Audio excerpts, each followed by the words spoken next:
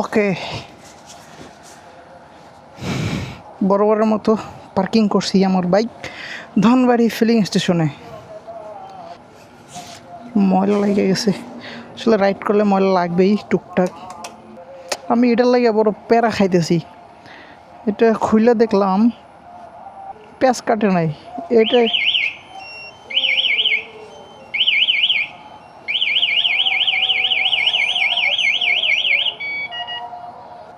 এটা নেটওয়ার্ক পায় নাই, ভিতরে রাখছিলাম। চাবি দেওয়ার সাথে সাথে বাইক চিল্লানো শুরু করছে, কারণ আমার বাইক ইনস্টল করা আছে টেস্ট লক। কুয়াশার কারণে এই ময়লাগুলি লাগে। যাক, বাড়িতে গিয়ে একেবারে ওয়াশ করে ফেলবো।